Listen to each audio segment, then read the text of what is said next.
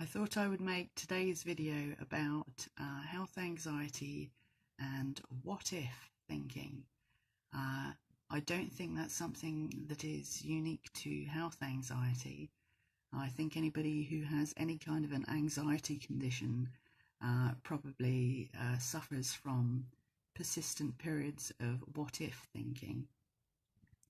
So you can find yourselves quite happy enjoying yourself doing something, and then for a brief moment your brain pops in a question, something along the lines of, what if you're about to have a heart attack? Or what if you've got a terminal illness and just nobody's diagnosed it yet? Or what if I die before I make it to my daughter's first birthday? And those kind of thoughts can be not only really traumatic, but frequently they induce panic attacks. And as you all probably know, once you start thinking what if about one thing, it tends to escalate and you start thinking what if about, well, almost anything that you could possibly fear.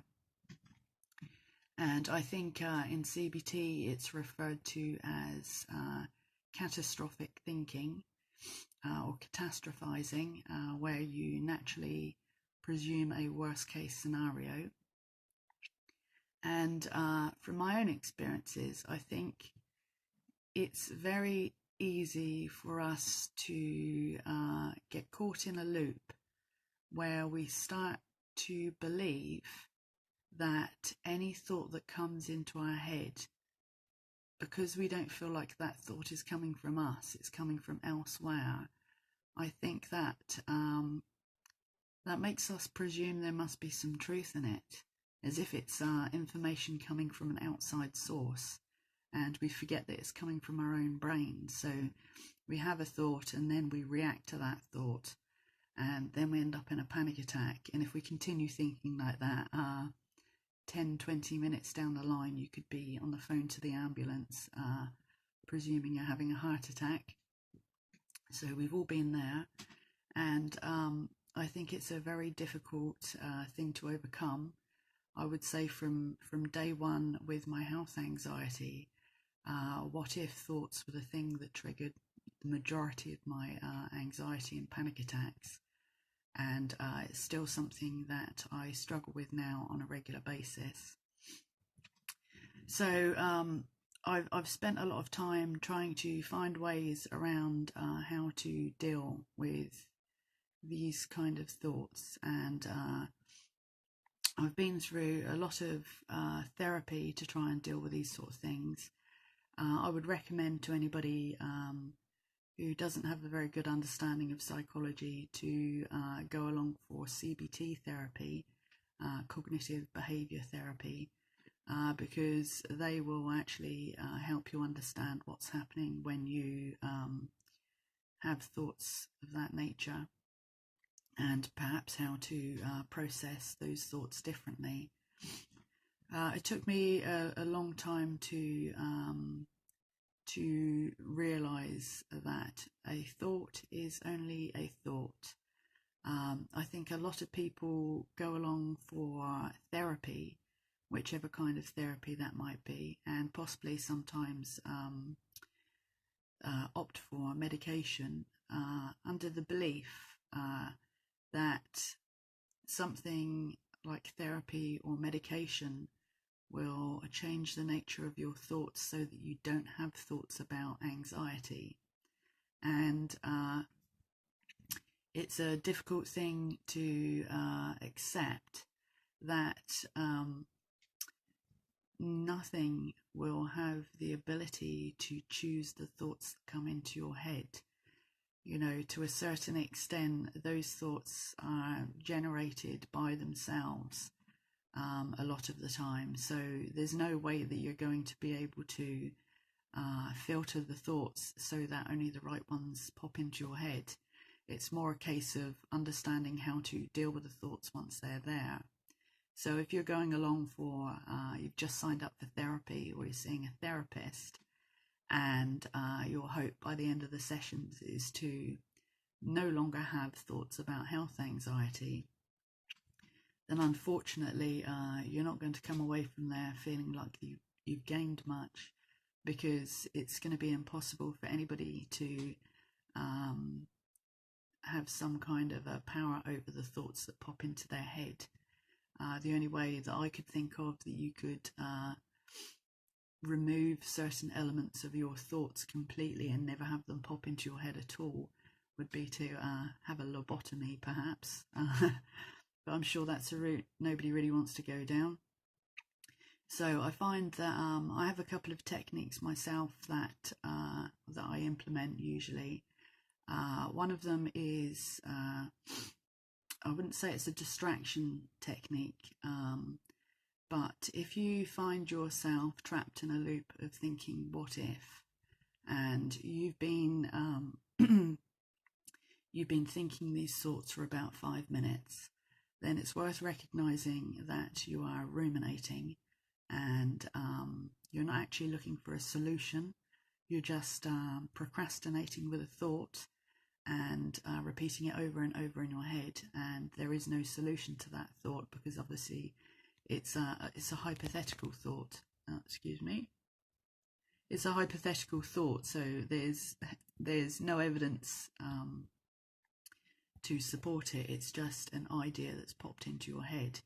So if you find yourself ruminating, thinking what if thoughts, usually I find, and I did a bit of research on this, that what's happening is you're trying to process information or thoughts using the wrong side of your brain. So you're using the creative side, which means you're using the side that is responsible for your imagination and ideas, which is a great thing to have. But obviously that's not very good if you can combine that with your worst fears. So if you're using the creative side, you will create all kinds of fears, thinking what if, and obviously you don't want to be doing that. So what I would say is a good thing to do is to try and use the other side of your brain. And the other side of your brain is quite practical and organised and rational.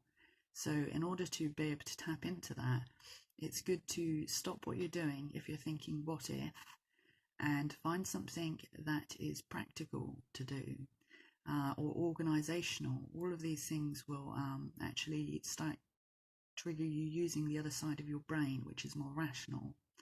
So I usually suggest to people that are trapped in this loop, whether they suffer from health anxiety or not, it usually has the same result. That if you were to get up and do something physical and practical, even if that's doing the washing up, or tidying the clothes in your closet, or cooking a meal, even something as simple as hoovering up, any of those things that aren't creative, things that are practical and organisational, will actually stop the loop of you creatively thinking about worst case scenarios, and that's a very helpful thing to do. Another thing that I found is quite beneficial to do is to multitask with something that uses the same functions as thinking what if. So you want to be doing something that involves concentration or thought about something other than health anxiety or symptoms. So for example, if your brain is trapped in a loop and you're thinking, what if I have cancer, and you are really starting to panic, it might be beneficial for you to stop and do something that uses your brain and thoughts so that you cannot think about health anxiety at the same time.